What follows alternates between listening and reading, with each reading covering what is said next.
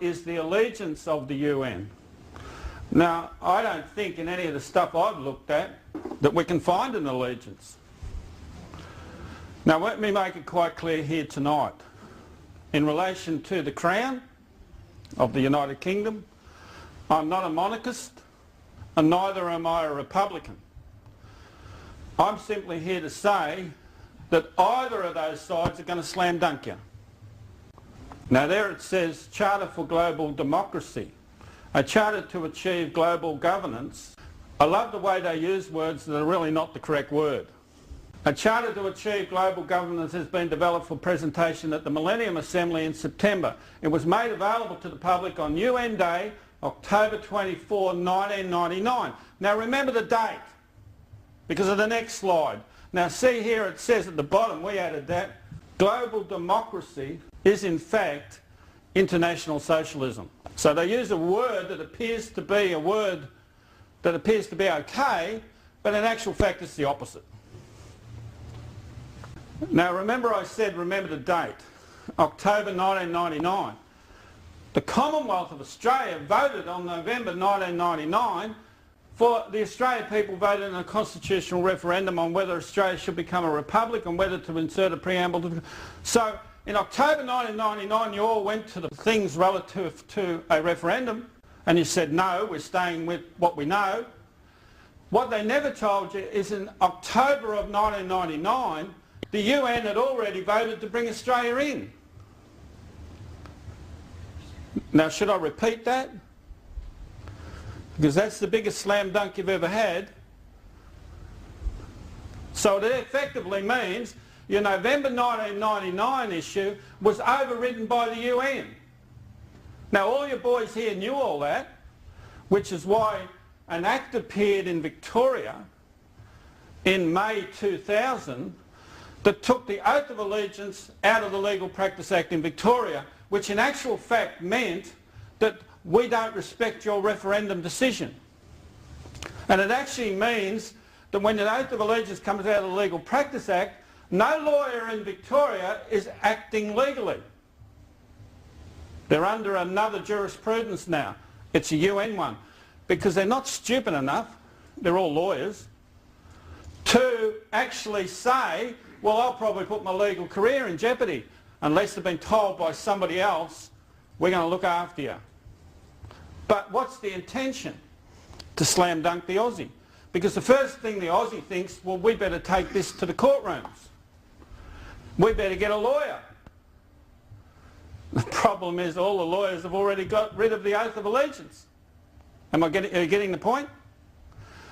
Which means your lawyers sold you out first. Next one, please. United Nations. Now, this is very important. Soviet nationals who outranked the generals of the United States Armed Forces, who by agreement have submitted their forces to the United Nations Security Council. Now look at the boys of the security boys.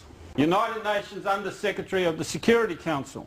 The following is a list of names of Soviet nationals who have held the above post in the United Nations, thereby having every military force in the world submit to them.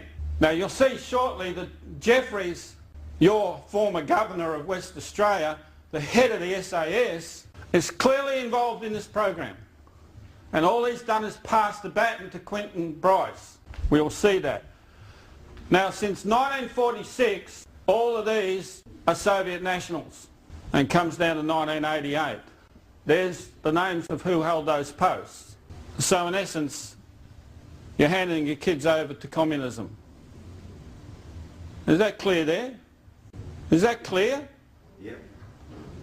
Well, a lot of your preachers in this town are sitting quiet on this. And in essence, they're not doing what they should be doing in relation to God. If anyone should be honest in this issue, it should be the preacher. I'm saying that quite clearly. Because of accountability with God. United Nations and communism. It was primarily communist in tone. Its charter, signed in 1943, being based upon the Constitution of Soviet Russia. Do you like those words? It links it to Russia. While its purpose and principles were decided at a conference of foreign ministers held in Moscow, the secretaries of the United Nations Security Council between the years 1946 and 62 were, those two people, both communists.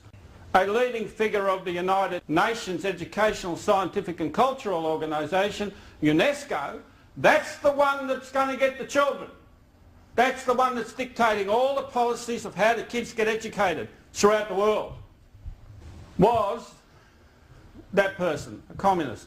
The Chief Secretary for UNESCO was Madame Jelova, communist, while the President, Vice President and 9 judges of the World Court were all communist. That's from the Broken Cross. Whenever you go into a law court, you can put that stuff in as long as you quote the source. As long as you quote sources, you can put it into affidavit work. UNESCO. Now have a little look at what the compilation of this is. Honestly, and we won't go back into where all this framed from and whatever, because this is not a courtroom presentation. I don't need to produce the evidence. It can go up there and they can work it out. Under Huxley, UNESCO envisaged the destruction of children's love of country and patriotism as the first step to a one-world state. Talk to your children about this and listen to their answers. And you'll see how much of that is already gone. Under a one-world government, Huxley envisaged it, and under communism, the teachers are the principal formers of your child's mind. That's the United Nations agenda. Hand them over to them, is what they're saying. United Nations Association of Australia Incorporated. Do you like that title? We've even got an incorporated organisation here to run this. Guess who the patron is? Governor General Quinton Bryce. Vice patrons, Adams, Alexander, Berton, Gareth Evans, Andrew Gaze, Nozzle, Packpoy, Andrew Peacock and Michael Kirby. Now do you all know who Michael Kirby is? Just retired High Court judge. Also charged for grand jury work because he's revealed the fact that he's concealed the fact the Crown's been removed from Western Australia. So we have Hawke's address in 1984 to the Fabian Socialists, which clearly shows your Prime Minister at the time was a Fabian Socialist. But in 1986 he introduced the Australia Act and actually enacted it himself. That was a good piece of work, wasn't it? Now in the Australia Act of 1986, would it require a Commonwealth referendum if you've ever read the Act? It should have been. Did you have one? No. Well, they're bypassing your constitution, they're bypassing your juries, they're bypassing grand juries, and they're stamping all over you. When are you going to stand up, Aussie? It says there, this is his portion of his speech, and there's a website thing there at the bottom. It says this, which is a hallmark Fabian Socialist trademark statement. For the right moment you must wait, as Fabius did, most patiently, when warring against Hannibal, though many censured his delays. But when the time comes, you must strike hard, as Fabius did, or your waiting will be in vain and fruitless. Now what's he saying to strike hard at? What's the next one? Julia Gillard, your current Deputy Prime Minister, also charged for a grand jury matter pending in the Supreme Court in Victoria. Not yet heard, but she's now dictating your policies for Australia. It says speech to the inaugural Fabian Society inaugural dinner, 31st of August 2000 in Melbourne. There you can download that website. Julia Gillard is also in the program. Julia Gillard has full knowledge the Crown's been removed. Julia Gillard shouldn't be sitting in any parliament in this country. Beasley's statement, and I'm going to read it twice. The United Nations has given federal government a mandate of ownership for houses, farms, property and business to government control once the Republic has been proclaimed. One of the ladies said to me last night when we're having tea and bickies after I'd asked the question, she said, I've met you once before. I said, where'd you meet me? So I come to one of your lectures. I'm not interested in the monarch being chucked out because I'm a Republican. Well, hello. What's a Republican going to do? Hand it to the UN. Is that correct? Because there it is there. Why you've still got your constitution, let me make it real simple to you, please.